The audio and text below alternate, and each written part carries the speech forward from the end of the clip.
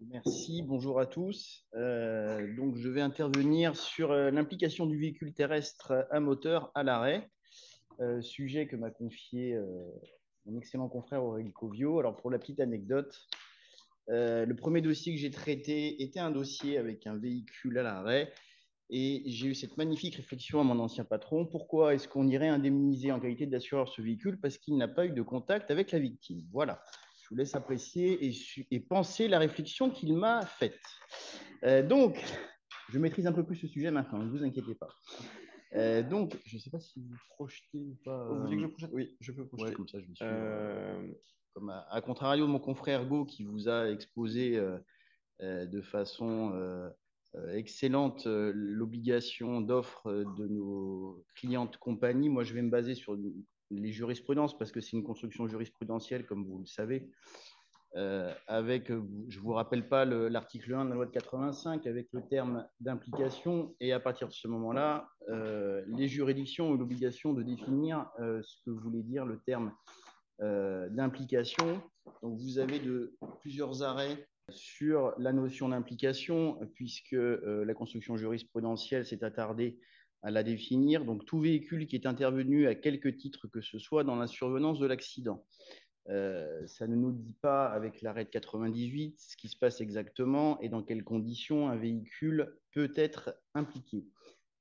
La construction se fait selon le rôle passif ou actif, il n'y a pas de distinction. Donc, en fait, dès qu'un véhicule est intervenu de quelque façon que ce soit dans le cas d'un accident, on peut estimer et rechercher le fait qu'il ait été impliqué pour solliciter l'application de la loi de 85, qui, pour rappel, je le dis souvent, est une loi quand même indemnitaire, ce qui a tout son intérêt pour les victimes.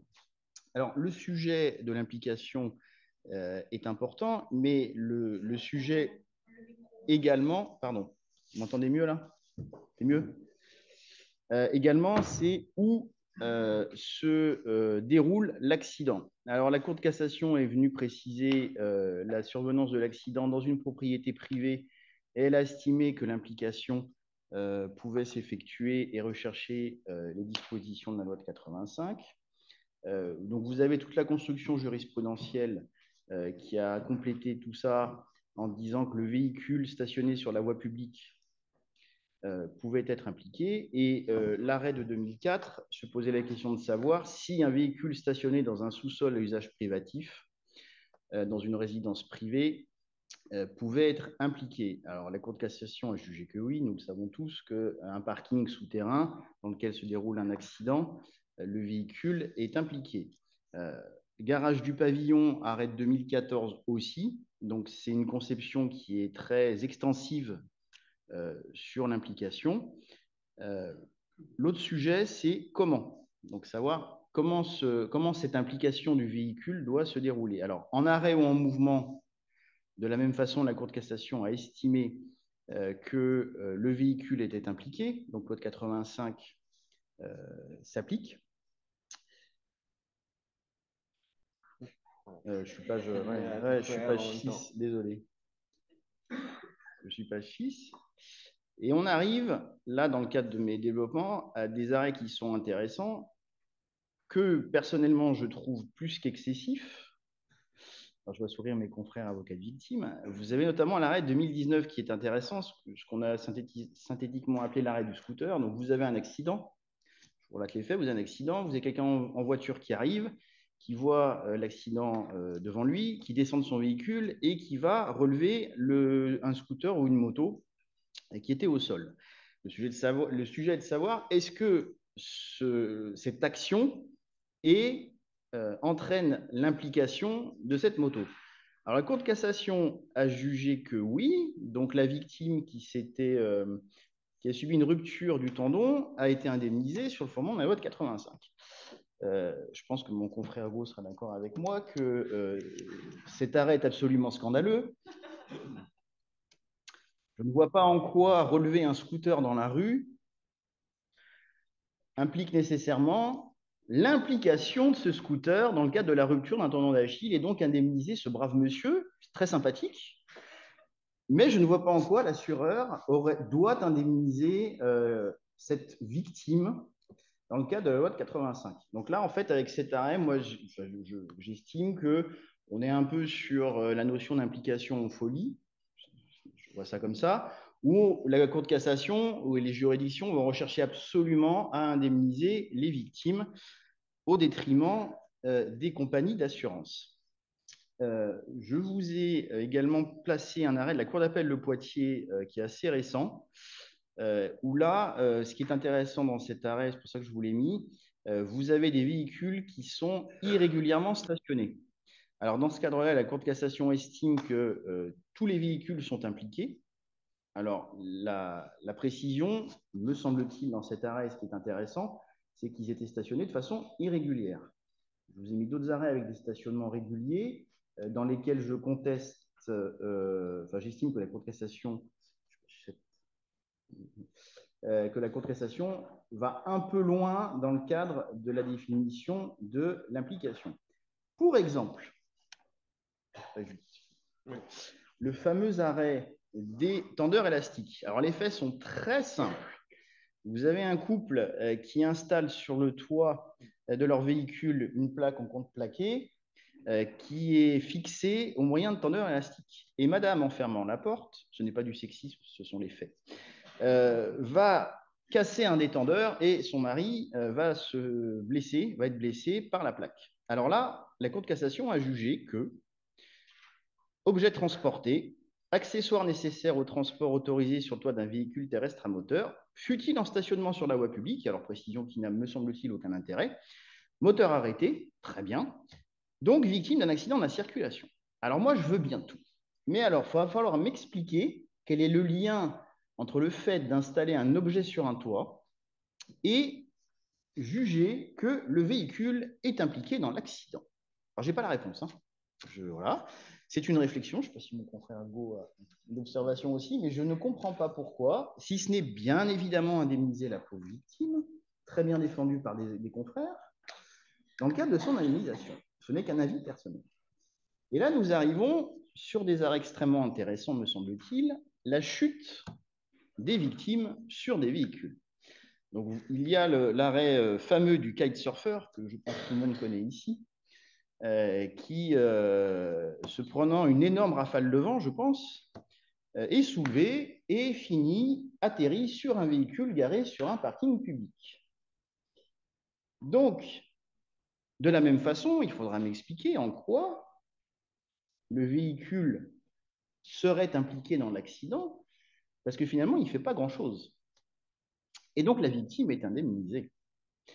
Magnifique arrêt, et nous arrivons sur l'arrêt du 7 juillet 2022, qui est un arrêt qui était au cabinet. Alors, ça ne confirme pas la chose, mais je défendais la victime. Malheureusement. Donc, les faits sont les suivants. Le client était sur le toit d'un parking privé. Ne me demandez pas ce qu'il faisait. Il y était. Et il est tombé à travers un vasistas, donc il a déjà fait un exploit, et il a fini et atterri sur un véhicule qui était garé. Classiquement, le tribunal et la cour d'appel ont jugé que c'était un accident de la circulation et que le véhicule était impliqué. Jusqu'à un magnifique pourvoi devant la cour de cassation qui a rendu cet arrêt. Alors, deux observations. Alors, premièrement, j'ai été très surpris par l'arrêt, mais finalement, en tant qu'avocat d'assureur, je le trouve absolument remarquable. Mais deux choses. Le point 4 définit les faits en disant que ne constitue pas un accident de circulation celui résultant de la chute d'une victime sur un véhicule en stationnement dans un garage privé.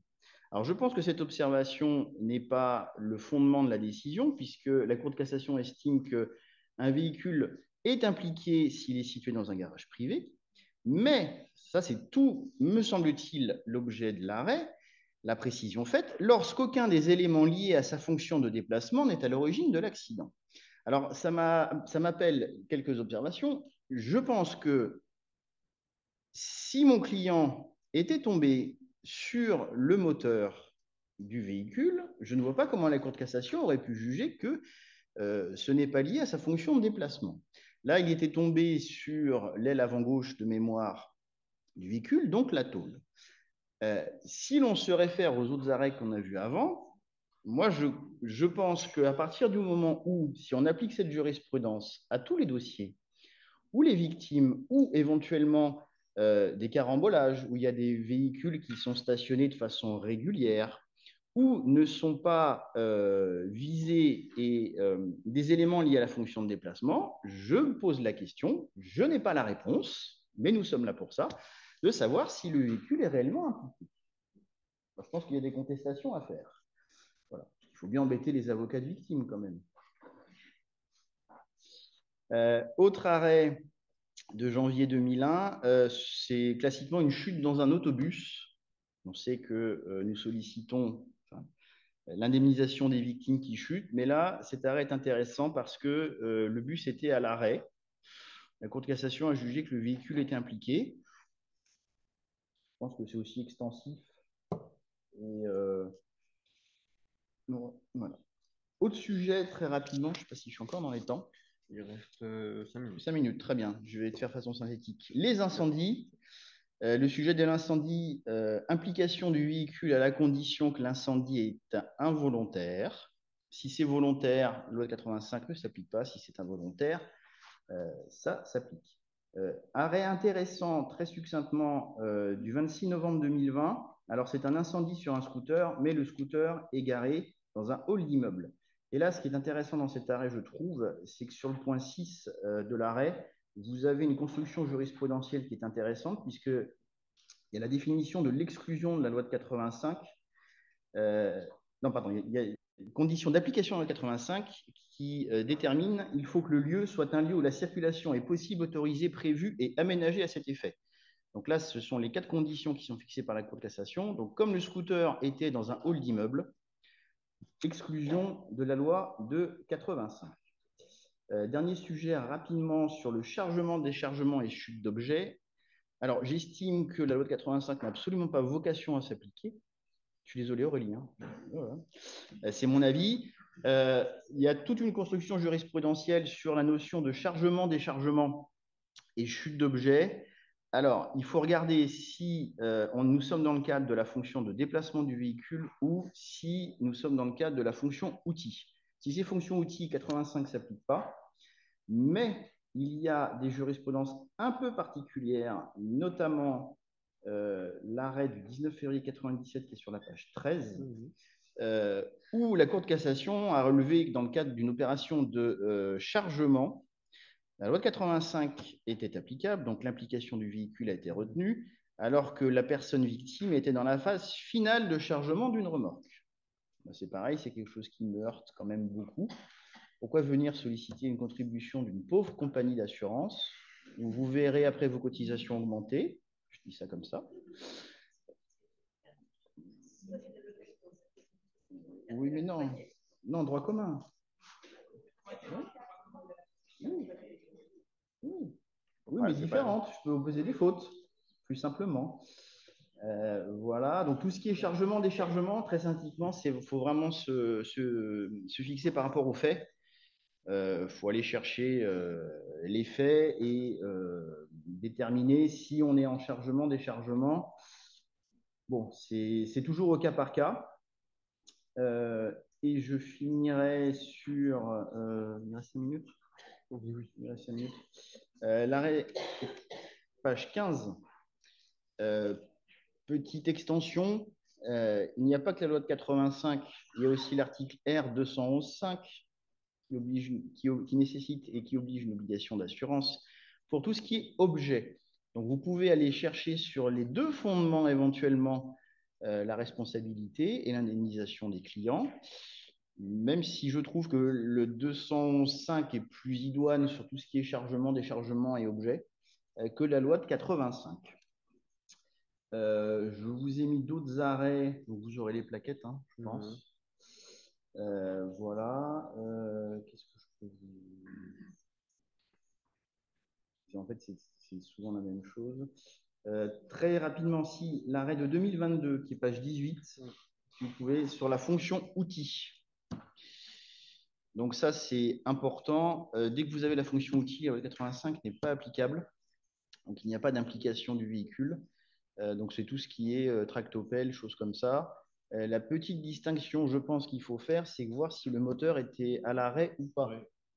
Parce que si le moteur est en fonctionnement et en fonction je dirais, de l'outil qui est utilisé, il faut voir au cas par cas le fonctionnement de l'outil. Parce que si l'outil fonctionne avec le moteur du véhicule, la loi 85 a vocation à s'appliquer.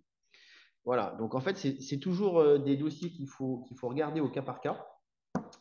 De toute façon, nous contesterons toujours l'application de la loi 85, parce que nous sommes quand même payés pour contester, ce qui est normal. Et enfin, je finirai peut-être avec l'arrêt de 2021 sur un accident où la Cour de cassation a jugé que la loi 85 n'était pas applicable puisque le véhicule était immobilisé et utilisé dans sa fonction outil et non pas dans sa fonction de déplacement. Donc l'arrêt de 2021, pardon, c'est vraiment l'arrêt qui vous permet de déterminer ou non la qualification, soit fonction outil, soit dans sa fonction de déplacement. Je vous ai mis d'autres arrêts et je finirai très succinctement sur l'accident complexe, parce que ça me permet de rebondir sur l'arrêt de 2022 et la chute de mon client sur le toit. C'est qu'à partir du moment où vous avez un véhicule qui vient heurter un premier véhicule, vous avez par exemple la victime qui est éjectée et son véhicule finit et vient percuter 3 ou 4 véhicules derrière, ça c'est des choses que nous voyons très souvent avec mon confrère Go, c'est-à-dire que vous avez une contribution à la dette avec les véhicules qui sont garés. Alors moi, c'est quelque chose qui me surprend toujours lorsqu'on vient dire, bah oui, mais le véhicule assuré par telle compagnie qui a été bien garé, il doit contribuer à hauteur de 25% parce que vous êtes 4. Le problème, c'est qu'il faudrait m'expliquer en quoi, alors je dépasse la notion d'implication pour le coup, dans la réflexion, en quoi ce véhicule a contribué au dommage. Voilà, donc je finirai là-dessus. C'est toujours au cas par cas, de toute façon, les dossiers, et je vous remercie pour votre attention.